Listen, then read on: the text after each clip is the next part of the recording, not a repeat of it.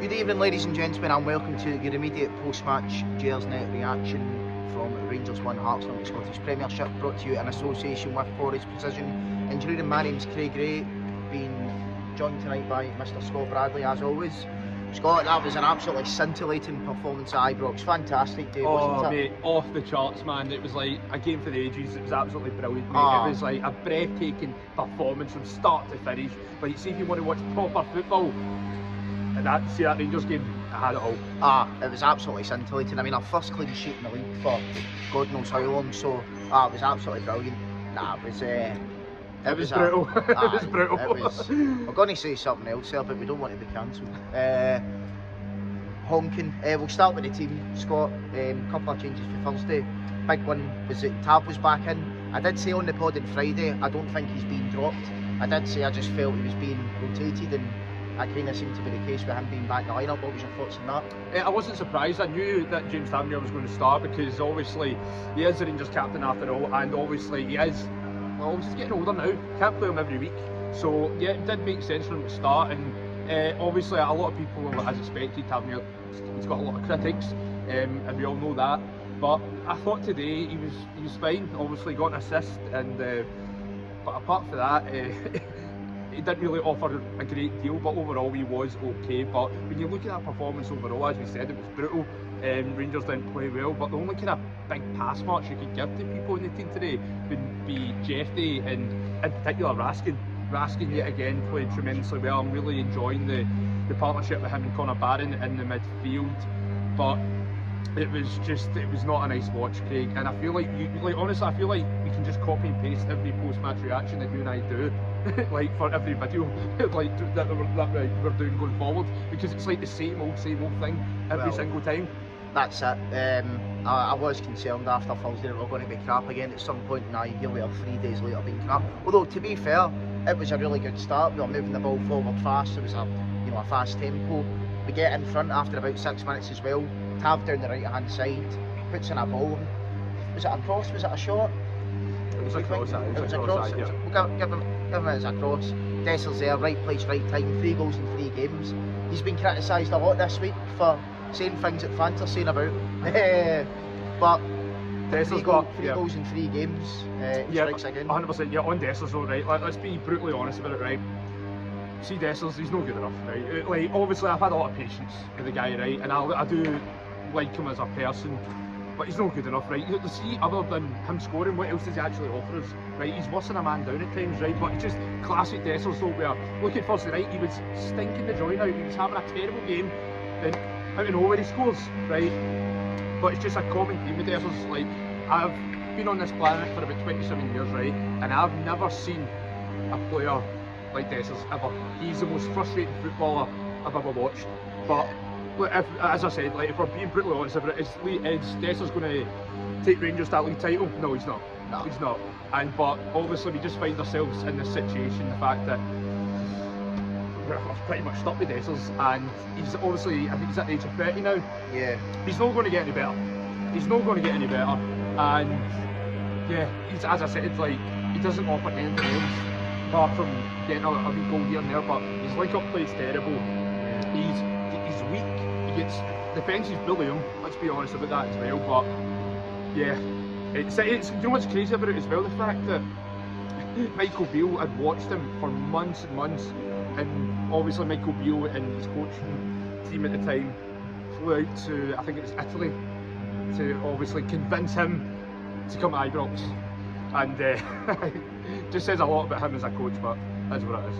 Yeah, I mean, he scouted a lot of great players, Michael Beale, but don't forget it. So that was a great something I had a couple of years ago. No, see on Dessel's right. I think it's definitely worth having a guy like him about, right? Because you don't need to score goals in football. It is the hardest thing to do. I think the thing that really annoys the fans though is he's not the guy to be leading the line every single game. I think if he comes on now and then, if he starts games at different, or certain games and whatever, I've not got a problem with that. I think it's good to have him around. But the issue then is Danilo, who should be that guy that's starting for us every week, he's injured all the time. Hamza Egerman, yeah, he does look like he's got something about him, but he's still not at that level required yet to be the striker that Rangers need him to be. And it's a perfect word, we are stuck with him. Yeah. It's just one of the things. I don't know. I mean, you're saying 27 years that we've been on this planet, we've not seen a player as frustrating as him. There's people that have been on this planet probably 3 times as long as we have, and still haven't seen as crazy a player as he has. But it is what it is. I mean, you just kind of feel like you're repeating yourself all the time. It's like 100%. you know, he does, but then he's going to be bad, you know, and it's just like, whatever. It's the same. But I want to talk more about the sort of the performance after that. We started well, and then again, it's just like the performance sort of drops off. I mean, the thing that really annoys me is, and we see it more in the second half, it's that Hearts are coming up the pitch, they're putting balls into the box, and then the ball gets cleared and we've got a chance to break, and then the ball comes to Diamande, who I didn't think was great today again, but the ball comes to him and it's almost like he turns around and he's like, he doesn't know what to do with it. He always plays the same pass. We, not just him, we as a club, as a team, seem to always play the same pass. It's always back, back, back. It's never forward, forward, forward. I know we don't even go sideways anymore. It's always back. I mean, if they went sideways, it would actually be a wee bit of progression, for God's sake. Yeah. But it's always backwards, and you can see it through where you're sitting. You know, you've got, say for example, Diamande on the ball. If he turns round like 180 and faces the opposition goalkeeper, you've got Brahmi on the left, you've got Cherny on the right, and you've got about one Hearts player up there. It's like a 3-on-1, a 3-on-2, and we still don't find ways to score against teams like this. And the thing that's so annoying is, you know, if that's the team on the other side of the city, if they're getting the amount of chances that we had to be in on that Hearts defence tonight on the counter-attack, they would have won this game 6 or 7-0, and that's not an exaggeration. Yeah, 100%, yeah, and that's the thing though, like, see the way we play against teams like Hearts at home, and even Hibs as well. See that structure and that system works tremendously well in Europe. We've seen that Thursday night. But see when you're playing teams like Hibs, Hearts, St Johnstone as well, you know, it doesn't work because that actually fits them to a team, because they're going to sit back, right? They want us to play football. Like that's the thing, like see when these teams come to Ibrox, they're set up to get a point, and the way we're playing, it's so pedestrian, it's so mundane, it's brutal, it's just awful to watch, and we're playing right into their hands. But yeah, and that's the thing, for me, honestly, I've had so much patience with someone, so much patience. Well, we can all see the writing on the wall, let's be brutally honest about it. We can, and that's the thing though, it's just, he's been here a year now, and it's just, we're not good to watch, like, and that's how I just don't see any signs of it improving. And if I wasn't a Rangers fan, right, would I want to sit and watch Rangers? Absolutely not. No chance. I'm a Rangers fan and I don't even want to watch it. Oh, it's brutal. Like, see at the game as well, right? See my full row. He left with 10 minutes to go. I was the only person in my row. Like, people are just sick to death of this football. Of course, right?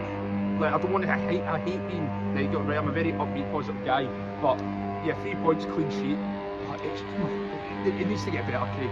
Because it is a chore to watch us right now. It is an absolute bloody chore. Do you know what it reminds me of?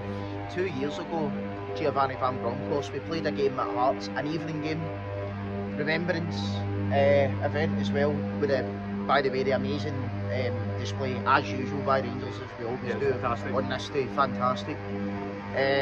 Turgid 1-0 win. I think Malik Tillman scored a cracker of a goal over there in the Scotland, but it was the exact same, you know, same type of atmosphere in terms of the fans are nervous or worried. As soon as we make one mistake, the fans are on the players' back. That's not a criticism, by the way, but that's the reality of the situation that we're in. And to be honest, I mean, we seen the jeers when Conor Barron went off, and obviously that was aimed at the manager, because Conor Barron again was good today. That was aimed at the manager, and I do understand. I get the put, oh, you know, we shouldn't be booing the team, we shouldn't be booing our own players. Yeah, in an ideal world we shouldn't be doing that, but this is the reality of the situations to where we've got ourselves in. Me on a personal level, I'm not going to sit here and criticise fans for moaning or booing at things. At the end of the day, if you pay your admission money, you're entitled to your opinion. You know, as long as you don't start hitting people in the street and stuff like that, you know, pretty much anything's, you know, anything's up for debate. But it was turgid. I mean, on the Conor Barron boos, Scott, we'll probably leave it with this. I mean, look, it wasn't aimed at him, it was a manager, but that just seems like, you know, the fans turning on him personally. And like I was saying to you after the presser, the guy is now just sounding a wee bit deluded, to be quite honest, and it's worrying, because you see him saying stuff in there like, oh, you know, we were good in the first half, but this, you know, we had great chances to score. we created a couple of decent enough chances, right? How many chances did Hearts have to score?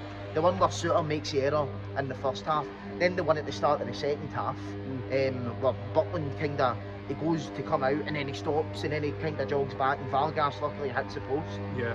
I mean, as I said to you at the start, you know, a year ago when he's coming in and he's saying stuff like this, he's maybe trying to protect his players. I could get that, I could understand that at the time, but I'm done protecting these players, to be quite honest. Everybody can see what these players are like. There's no real hiding from it anymore, and the manager's really just digging himself a deeper hole as time goes on, really, mate. Yeah, and no, I think you're spot on, because see, last year when Clement came in, he had a real presence, a real aura about him.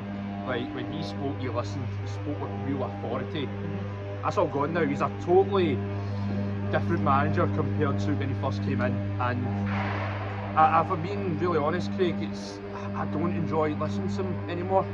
Before, I would never miss a Come On interview. I would be hooked in every single word that he said, and I had not felt like that about a manager since Steven Gerrard. But now, as you said, some of the stuff he's been coming away with, it's pretty bizarre. And obviously last season I kind of defended it towards the tail end, because I kind of seen what he was trying to do in terms of like, right, we're going for a wee title here, I can't throw my players under the bus now at this crucial stage in the season. But we're at this point now where he's been here a year. This is pretty much his team now, and we're not getting any better. We're not getting any better. Well, we're getting worse because we're third and we're 9 points behind Aberdeen. Yeah, and it's crazy to think though as well, 2 years ago Giovanni Van Bronckhorst took us to a European final, won a Scottish Cup.